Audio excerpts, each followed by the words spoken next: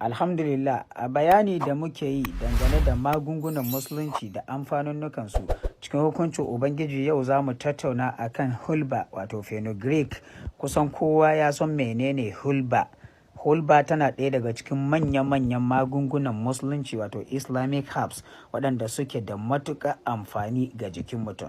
Sai dai a koda yaushe mukan yi bayani akan cewa duk yadda za a ce ma magani kaza yana magunguna da yawa, so matsalar da ake samu shine saba lokaci da kuma yanayin yadda za ka yi amfani da shi wato prescription da kuma control shine da yawa akan samu matsala. So hulba tana ɗaya daga cikin manya-manyan magunguna kamar yadda za ka ambaci habbatu sauda ko ka ambaci hindi ko ka ambaci wasu manya-manyan magunguna na dangane da musulunci. So hulba da muka fi sani da fenugreek a turance tana da matukar tasiri da amfani musamman a idan ka safara ta akan cutanka ko kuma damuwanka ko kuma matsalanka bi iznillah za ka samu waraka. Ɗaya daga cikin abubuwan da hulba take ko kuma na ce kamannin hulba shine muna da hulba seed wato 'ya'yan hulba kenan, sannan muna da hulba powder wato garin hulba kenan, sannan muna da hulba oil fenugreek oil kenan wato man hulba. Insha Allahu yau za mu yi bayani akan cikakken waɗannan abubuwan da kuma yadda za ka safara su, amma za mu fara da garin hulba. In san samu ne yanayin garurrukan yanzu sun yawa musamman na hulba, ka samu asalin seed na hulban sai a niƙa ma, domin kuwa tana da matuƙar tasiri ga waɗannan cututtukan da zan lissafo. Hulba tana da matuƙar amfani ta fannin warkar da matsalar ulcer, ba wai za ta yi baka sauki ba ne, no, za ta warkar da ita gaba ɗaya. Ta yaya za ta warkar ma da ulcer shine idan ka samu cokali 2 teaspoon na hulba ka sa a ruwan zafi ka bashi minti 10, idan ya jika ka tace ka sha da safe tsallan hulban asalin hulba, sannan da yamma ka bata awa 8. Wato idan ka sha kamar da safe zuwa da yamma ka kirga daidai awa 8, sannan ka ƙara yin haka bi iznillah. Idan kana haka tsawon kwana 10 ko kwana 14, duk yanda kake da matsalar ulcer ko da a ce ta kai gastric tana baka damoyi da dama, Allah zai baka lafiya. Idan kana da matsalar tari wato cough ko kuma mura, insha Allah za ka iya safara hulba domin ka samu lafiya. Ta yaya? Idan har baka da ulcer kuma kana tari, ka samu garin hulba, sannan ka samu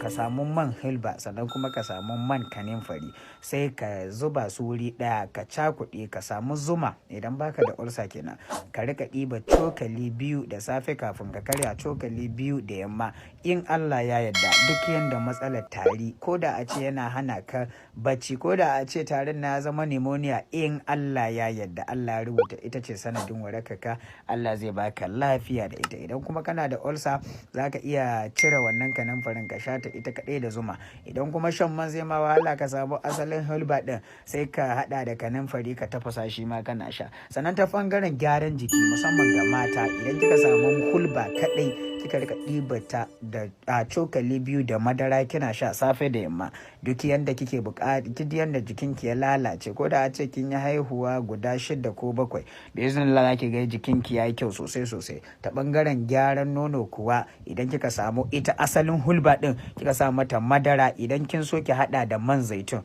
insha Allahu kina sha, ki samu zaitun shi ma gari kina sha da madara, sannan ki samu man hulba din ki hada da man zaitun, kina dilka nonon ki bayan mintuna kaɗan kamar minti 30, sai ki samu ruwan dumi ki wanke breast ɗin ki sa brazier, bi iznillah za ki ga yanda nonon ki zai rika kyau insha Allahu. Sannan ta bangaren ƙarin kuzari ga namiji, idan za ka samu garin hulba, ka samu ka samu man hulba, sannan ka samu man citta da kuma man kanamfari, ka haɗe wuri ɗaya, insha Allahu kana shan cokali 2 da safe, cokali 2 da yamma, bi iznillah duk yanda kake da saurin inzali wato saurin kawowa, Allah zai baka lafiya. Sannan kuwa idan kana da matsalar kankancewar gaba ko nokewar gaba ko kuma rashin karfin shi, idan zaka samu man hulba ka hada da man zaitin laus, an fi sanin shi da almond kenan wato man namijin goro, ka hada wuri ɗaya, kana samun auduga minti 30 kafin ka kwanta bacci kana shafe al'aurar gabanka, bayan minti 30 ka wanke da ruwan ɗumi. in Allah ya yarda za ka ga yanda gaban ka zai gyaru. Ya hulba tana ɗaya daga cikin abin da hulba take shine gyara hanji da narkar da abinci. Duk yanda kake da matsala ta bangaren rashin narkar da abinci ko kuma hanjinka yana toshewa, bi iznillah idan kai amfani da hulba Allah zai baka lafiya. Sannan tana ƙara girman gaban namiji, sannan tana maganin basir, tana ƙarfafa mahaifa musamman masu matsalar ovarian cyst, sannan tana ko fallopian blockage ko kuma fibroid ko wani matsala. Bismillah idan zaka samu cokali 2 na hulba a cikin ruwan zafi kana tafasa kana sha, wai afwan kina sha, in Allah ya yarda ba za ki ɗauki lokaci ba wannan matsalar zai kauce. Sannan masu gallbladder za su yi amfani da su.